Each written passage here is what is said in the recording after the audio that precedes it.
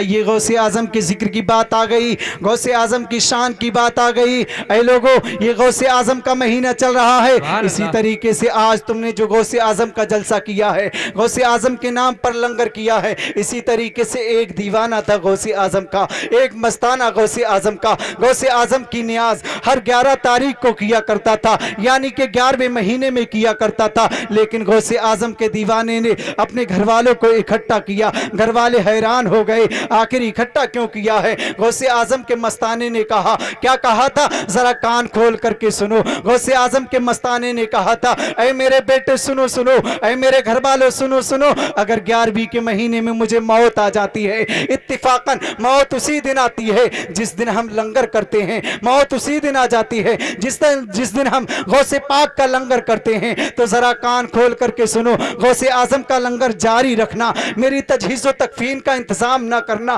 مجھے بعد میں دفنانا، اس لیے کہ لنگر والے اگر آتے ہیں تو میرا نام سن کر کے آتے ہیں، لنگر والے آتے ہیں تو میرے پیغام سے آتے ہیں، اگر میں مر جاؤں گا مجھے میرا جنازہ دیکھیں گے تو لوگ واپس چلے جائیں گے۔ میں نہیں چاہتا کہ غوث اعظم کے لنگر کھانے والے واپس چلے جائیں۔ اے میرے بیٹو کان کھول کر کے سنو، اگر اتفاقاً اسی دن میرا انتقال ہو جائے تو میرے جنازے کو نہ دفنانا، غوث اعظم کا لنگر جاری رکھنا، غوث اعظم کی فاتحہ جاری رکھنا، غوث اعظم کا ذکر جاری رکھنا۔ بالاتفاق ایسا ہی ہوا، اسی غلام کا انتقال ہو گیا۔ کب انتقال ہوا؟ اسی دن انتقال ہوا جس دن یہ لنگر کیا کرتا تھا، کہ ہر سال لنگر کیا کرتا تھا، آج کے سال اس کا انتقال ہو گیا ہے۔ لیکن غوث اعظم کے مستانہ تھا، غوث اعظم کے مستانوں کو اس کی جو ہے وہ نصیحت یاد آ گئی، اس کی وصیت یاد آ گئی۔ غوث اعظم کے اس دیوانے نے اپنے بیٹوں سے کہا تھا، جب میں مر جاؤں تو غوث اعظم کا ذکر جاری رکھنا،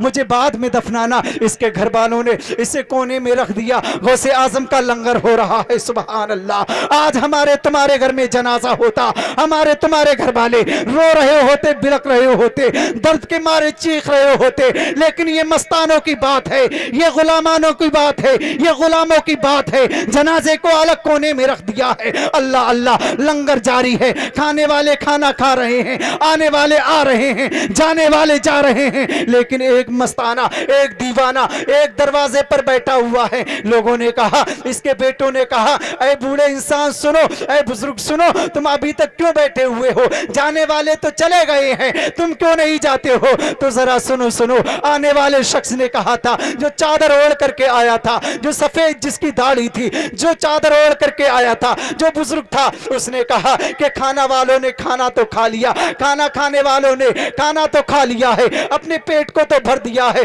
لیکن میں کھانا اسی وقت کھاؤں گا جب تک مکان کا مالک نہ آ جائے گا۔ میں اگر کھانا کھاؤں گا تو مکان کے مالک کے ساتھ کھاؤں گا۔ اللہ اللہ! جیسے ہی گھر والوں نے اس جملے کو سنا تھا، کلیجہ پھٹ جاتا ہے، اسے آوازیں نکلنے لگتی ہیں، درد کے مارے چیخنے لگتے ہیں۔ اللہ اللہ! یہ آنے والا شخص ضد پر اڑ گیا ہے، اگر کھانا کھاؤں گا تو مکان کے مالک کے ساتھ کھاؤں گا، لیکن آنے والے کو کیا پتا تھا کہ مکان کا مالک تو مر چکا ہے، مکان کا مالک تو دنیا سے چلا گیا ہے۔ آنے والے کو کیا پتا تھا کہ مکان کا مالک تو دنیا سے کوچ کر گیا ہے، لیکن ضد پر اڑا رہا۔ گھر والوں نے کہا، اگر کھانا کھانا چاہتے ہو چلو ہمارے ساتھ چلو۔ اللہ اللہ! بزرگ کو ساتھ لے جاتے ہیں، اسی دروازے پر اسی کمرے میں لے جاتے ہیں، اسی کونے میں لے جاتے ہیں جہاں پر ان کے باپ کا جنازہ پڑا ہوا ہے، جہاں پر مردہ پڑا ہوا ہے۔ اللہ اکبر! یہ شخص جو بزرگ تھا، چادر اوڑھے ہوئے تھا، اس شخص نے کان میں جا کر کے کہا تھا، اے میرے غلام، یہ تیری کیسی دعوت ہے؟ تو تو سو گیا ہے، دیکھ تو نے بلایا تھا، میں تو آ گیا ہوں، لیکن تو خود سو گیا ہے، اٹھ جا۔ غوث اعظم نے جب اس انسان نے اتنا کہا تھا، قسم خدا کی وہ انسان اٹھ جاتا ہے، قدموں میں گر جاتا ہے اور کہنے لگتا ہے، آنے والے بزرگ سنو، تم نے ہماری مدد کی ہے، میں تو مر گیا تھا، تم نے ہمیں زندہ کیا ہے۔ گھر والے بھی قدموں میں گرتے ہیں، دامن کو پکڑ لیتے ہیں، آخر اتنا احسان کرنے والے تم کون ہو؟ اپنے نام کا پتہ دے دو۔ بلا ساختہ وہ چادر اوڑھے ہوئے شخص کہتا ہے، اے لوگوں سنو سنو، یہ جو مستانہ تھا، ہر 11 تاریخ کو جس کا ذکر کیا کرتا تھا، جسے پکارا کرتا تھا، وہ غوث میں ہی تو ہوں، وہ عبدالقادر میں ہوں تو ہوں، وہ بغداد کا دولہ میں ہوں تو ہوں۔ قسم خدا ہوگا کہ تبھی تو شاعر نے کہا سرکار غوث اعظم نظر کرم خدا را میرا خالق کا صبر دو میں فقیر ہوں تمہارا یہ ادائے دستگیری کوئی میرے دل سے پوچھے وہی آ گئے مدد کو میں نے جب جہاں پکارا یا رسول اللہ زندہ آباد زندہ آباد زندہ آباد زندہ آباد